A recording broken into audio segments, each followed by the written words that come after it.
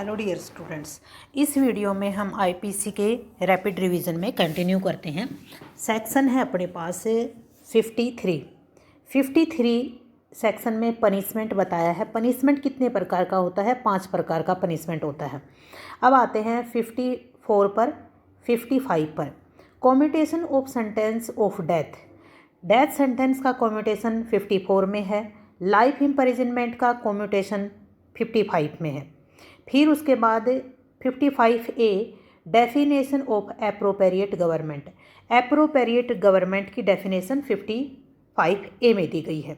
अब किस number section में क्या है? 53 पनिशमेंट, 54 में कॉम्यूटेशन ऑफ डेथ सेंटेंस, 55 में commutation of a sentence of imprisonment for life, 55A definition of appropriate government. ये डायरेक्ट क्वेश्चन है। अब आता है कि कॉम्यूटेशन ऑफ डेथ सेंटेंस या कॉम्यूटेशन ऑफ लाइफ इम्प्रिजनमेंट कौन कर सकता है? ये एप्रोप्रिएट गवर्नमेंट इनको कम्यूट करेगी, पहला क्वेश्चन। नंबर दूसरा, ये without the consent of accused के कम्यूट की जाती है, ये क्वेश्चन भी आता है। नेक्स्ट है 57 fractions of terms of punishment.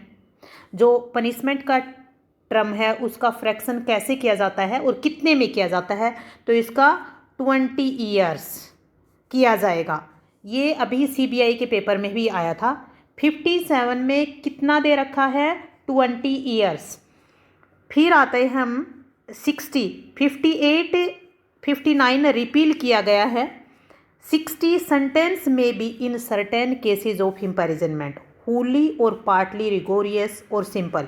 यदि क्वेश्चन ये आता है कि सेंटेंस का नेचर क्या हो सकता है, तो वो रिगोरियस भी हो सकता है और सिंपल भी हो सकता है, पार्टली रिगोरियस भी हो सकता है, पार्टली सिंपल भी हो सकता है। फिर 61 और 62 दोनों रिपील कर दिए गए हैं। अब आती है 63 most important, amount of fine. Fine की अमाउंट क्या होगी? तो इसमें अनलिमिटेड हो सकती है, ठीक है, अनलिमिटेड हो सकती है, लेकिन एक्सेसिव नहीं हो सकती है। प्रीलिमिनरी में ये आता है। फिर आती है sentence of imprisonment for non payment of fine. यदि उस पेमेंट जो फाइन की पेमेंट है उसको नहीं करता है तो इम्प्रिजनमेंट दिया जाएगा। फिर 65 में limit of imprisonment for non payment of fine when imprisonment and fine अवॉर्डेबल।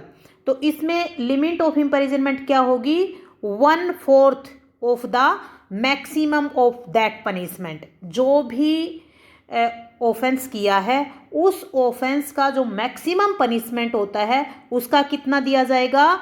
1/4। Limit section 65 में कितनी है? बोलिए।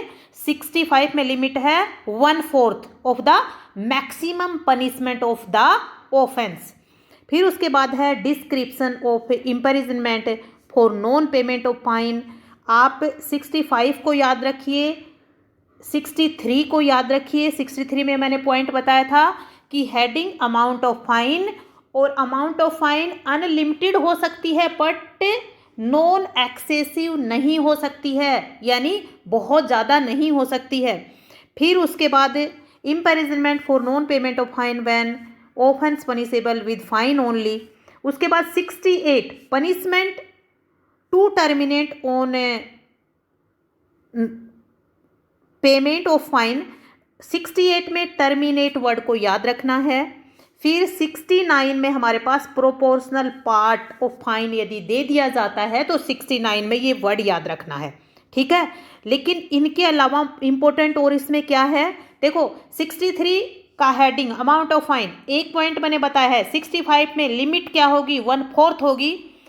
68 का टर्मिनेट वर्ड याद रखना है। 69 का प्रोपोर्शनल पार्ट ऑफ फाइन हमें याद रखना है। फिर इसमें इंपॉर्टेंट बात आती है, most important scale of non payment of fine में हमें देखना पड़ेगा 67 में जो स्केल दे रखा है वो मोस्ट इम्पोर्टेंट है, प्लीज़ मस्ट। इसमें सबसे पहले नॉन पेमेंट ऑफ फाइन में ये कैसी इम्प्रिजनमेंट होगी, यानी कि नेचर इसका कैसा होगा, ये सिंपल इन नेचर होगी, ये सिंपल इन नेचर होगी। फिर ये कितना दिया जाएगा, shall not exceeding the following scale, ठीक है। फिर इसमें 2 मंथ है, 4 मंथ है, 6 मंथ है। फिर 2 मंथ कब दिया जा सकता है, यदि फाइन नोट एक्सीडिंग 50 रुपीज़ है तब उसमें 2 महीने तक का सज़ा दी जा सकती है। और यदि नोट एक्सीडिंग 100 रुपये, यदि 50 से और 100 के बीच में फ़ाइन है तो 4 महीने की सज़ा, यदि 100 रुपये से ऊपर यदि फ़ाइन है तो 6 महीने की सज़ा। ये हमें स्केल याद रखना होगा, कितना है, note exceeding 50, note exceeding 100, above 100। अब टाइम कितना है, 2 month, 4 month, 6 month, please must remember. अब सेक्शन मोस्ट इंपॉर्टेंट नेक्स्ट है 73, 74, solitary confinement, limit of solitary confinement. ये मोस्ट इंपॉर्टेंट है, लेकिन उसी के साथ कुछ पॉइंट्स हैं, जैसे section 70 fine leviable with in 6 year और ड्यूरिंग इम्पेरिजनमेंट, ठीक है। जो भी फाइन होती है वो 6 साल के अंदर अंदर लेवी किया जाता है या ड्यूरिंग इम्पेरिजनमेंट। लेकिन उसके साथ याद रखना है, death not to discharge property from liability. यदि किसी व्यक्ति की डेथ हो जाती है जिस पर फाइन लगाया गया है, तो उसकी डेथ के कारण उसकी लाइबिलिटी डिस्चार्ज नहीं हो जाती है, तो लाइबिलिटी कहाँ जाएगी, उसकी प्रॉपर्टी पर जाएगी। फिर कहता है कि limit of punishment of offence made up of several offences. जो 71 सेक्शन है वो 31 ऑफ द CRPC की सेक्शन के साथ भी पढ़ा जाता है, ठीक है। फिर उसके बाद आता है punishment of person guilty of one of several offences, the judgment stating that it is doubtful of which. बहुत सारे ऑफेंस का एक्विजेशन उस पर लगाया गया है, पर कोर्ट को ये पता नहीं है कि एग्जैक्ट है क्या, ठीक है। तो डाउटफुल वर्ड से 72 याद रखना। हमें सेक्शन नंबर याद रखने के लिए इनको बार बार रिवाइज करना पड़ता है, लेकिन ये अभी पॉइंट बताए हैं वो आपका कंसेप्ट का पॉइंट आपको पता होना चाहिए। अब हम 73 और 74 इनके अंदर की बात देखते हैं। सबसे पहले सोलिटरी कन्फाइनमेंट किस सेक्शन में दी गई है, 73 में। सोलिटरी कन्फाइनमेंट का नेचर क्या होता है, ये रिगोरियस इम्प्रिजनमेंट के नेचर में आती है। उसके बाद सोलिटरी कन्फाइनमेंट मैक्सिमम से मैक्सिमम कितनी हो सकती है, नॉट एक्सीडिंग 3 मंथ्स, ठीक है। अच्छा, लेकिन 3 मंथ एक्सेसिव होती है, बहुत ज़्यादा होती है ये, कि इससे ज़्यादा नहीं दे सकते हैं, ठीक है। लेकिन अब कब कितनी दी जा सकती है, इसमें यह बताया है, नीचे दिया गया है कि time note exceeding 1 month. Solitary confinement 1 महीने से ज़्यादा नहीं दी जा सकती है यदि imprisonment shall not exceed 6 month. यदि उस पर्सन को 6 महीने से ज़्यादा की सज़ा नहीं दी गई है तो उसमें सोलिटरी कन्फाइनमेंट कितनी हो सकती है, 1 महीना। और यदि not exceeding 2 month, solitary confinement 2 महीने से ज़्यादा नहीं हो सकती है यदि imprisonment shall not exceed 1 year. उसके बाद है यदि नोट एक्सीडिंग 3 मंथ्स, 3 महीने मैक्सिमम कब दी जा सकती है, जब इम्प्रिजनमेंट सेल एक्सीड 1 ईयर, ठीक है। जब भी किसी अक्यूज्ड को सोलिटरी कन्फाइनमेंट दी जाती है तो उसे देखा जाता है उसे कितना साल का इम्प्रिजनमेंट दिया गया है, ठीक है। यदि उसे 6 महीने तक का दिया है तो सिर्फ 1 महीने तक की दी जा सकती है। यदि उसे 1 साल तक दिया है यानी नोट एक्सीडिंग 1 ईयर तो 2 महीने की, और 1 साल से ज़्यादा हो तो 3 महीने की, ठीक है। I thought you understand. 73 में देखा हमने कि मैक्सिमम कितनी होती है और को कितनी इम्प्रिजनमेंट तक कितनी सोलिटरी कन्फाइनमेंट दी जा सकती है, ये 73 में था। अब 74 में limit of solitary confinement in executing A sentence of solitary confinement. जब सोलिटरी कन्फाइनमेंट का एग्जीक्यूट किया जाता है तो कब कितने टाइम उसको सोलिटरी कन्फाइनमेंट में रखा जाएगा।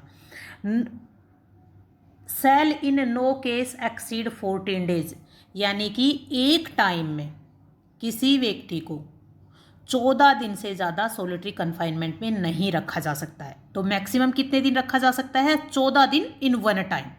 फिर 14 दिन उसको सोलिटरी कन्फाइनमेंट में रखा तो उसका जो इंटरवल होगा अगली बार का, तो वो भी 14 दिन पहले उसे बाहर रखा जाएगा नॉर्मल, फिर उसके बाद अंदर फिर सोलिटरी कन्फाइनमेंट में रखा जाएगा।